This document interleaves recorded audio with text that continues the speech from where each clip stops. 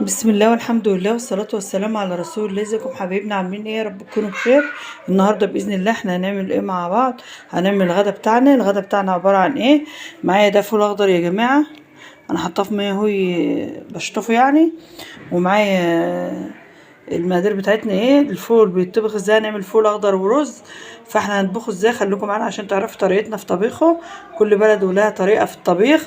طريقتنا ايه؟ معايا دي طماطم مضروبه في الخلاط ومتصفيه كويس، وده فول مغسول اهون، ومعايا ده توم عشان هفرمه وادقه ناعم، ومعايا دي بصلايه. هي دي الفول. بس يعني لازم يكون معايا شوربه. الشوربه بتطعمه، لازم يبقى معايا شوربه عشان الشوربه بتطعمه بتخليه جميل. ما ينفعش مرقه، الشوربه بتبقى حلوه. فانا كان عندي شوربه في الفريزر طلعتها فكت. ودلوقتي همسك البصلايه افرمها ناعم وهنصفرها. وبعدين ايه، خليكم معايا عشان تشوفوا طريقتنا من الاول للاخر. اول حاجه نصلي على الرسول ونثبت حضور وندخل نشترك عند القناه بتاعتنا كده ونحط لايك. احنا دلوقتي رحنا على البوتاجاز. دي البصل المبشوره بتاعتنا، حطيت عليها الماده الدهنيه بتاعتي وخليها تتشوح كده يا دوبك تدبل. هروح نزلنا عليها بالطماطم. معايا الطماطم اهي، مجرد ما البصله تصفر انا ما بحمرهاش قوي. هروح نازله بالطماطم. اكله الفول دي جميله، الفول الاخضر جميل، ده اكله شتويه وبنستناها من السنه للسنه. الفول الاخضر بيبقى جميل، بس اهم حاجه تطبخوه حلو يبقى جميل في الاكل. مسكت الفول شطفته ونقلته في حله تانية. ودلوقتي دي التوم غامق ليه؟ عشان انا حطيت عليه معلقه كمون ومعلقه فلفل اسمر ودقيته في الصلايه عشان تبقى هنحط دلوقتي مع الطماطم. البصله لما اصفرت انا حطيت طماطم ودقيت التوم على الكمون على الفلفل. هي دي بهارات الفول الاخضر. نحط كمون ليه؟ عشان في توم، وانتوا عارفين اي حاجه فيها توم لازم يبقى فيها كمون. فدلوقتي هاخد معلقه التوم مع الكمون على الفلفل الاسمر نحطهم مع الصلصه بتاعتنا. الصلصه بتاعتنا اهي، ودي معلقه التوم اهي. نقلبها بقى، نرميها فيها كده ونغطي ونسيبها تتسبك براحتها خالص. بالشوربه اللي انا هبقى اسقي بيها انا طلعتها فكت، ولعت عليها فكت اهي يعني كده. بقى انا هحط ضيف الفول بتاعنا اهو، انا غسلاه زي الفل. بس انا مش هثبت التسبيكه قوي عشان ما تبقاش تبقى خفيفه على المعده ولطيفه كده.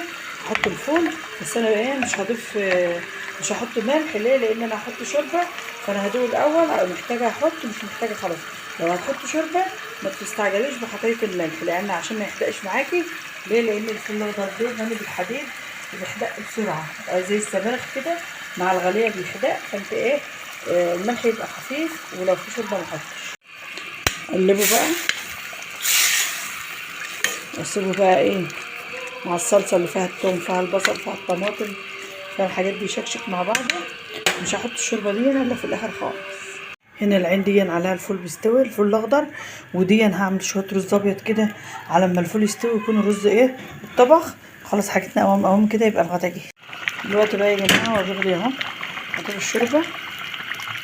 نزلت بقى مره واحده اهو، نقلب بقى ببيض وفوله حلوه ازاي وجميله. الاكله دي اكله جميله كده. انا حطيت الميه بعد ما الزيت سخن، حطيت الملح، هحط عليها تغلي على نغسل الرز. هيكون الميه غلي. دلوقتي حطيت الزيت يسخن وبعدين هنزل بالميه تغلي. هعمل رز ابيض عادي كده. الرز بتاعنا سقط اهو يا جماعه. اقلب بقى واغطي عليه عشان اسيبه على نار عاليه. الرز الابيض ما بياخدش حاجه، على نار عاليه لحد ما الميه قرب ما تيجي تنشف اروح موطيه عليه. هنقله على العين الصغيره يتردد جميل جدا. وده الفول شغال اهو. الفول بتاعنا استوى يا جماعه، الفول الاخضر والرز استوى. هطفي عليهم ما يبردوا يهدوا شويه عشان البخار بيعمل على الكاميرا كده، بيعمل ضباب على الكاميرا. هنغرف الاكل كده. غرفنا بقى يا جماعه. ده الفول الاخضر وجماله، وده شويه رز ابيض. وبقى هنحط خضار وهنحط مخلل. وده كان الغدا بتاع النهارده، وده فيديونا النهارده. يا رب يكون الفيديو عجبكم.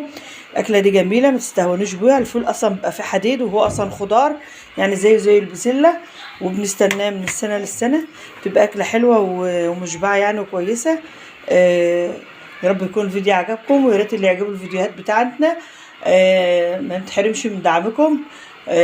ما ينساناش بالدعم واللايك والاشتراك. يوصلوا كل جديد باذن الله. والسلام عليكم ورحمه الله وبركاته.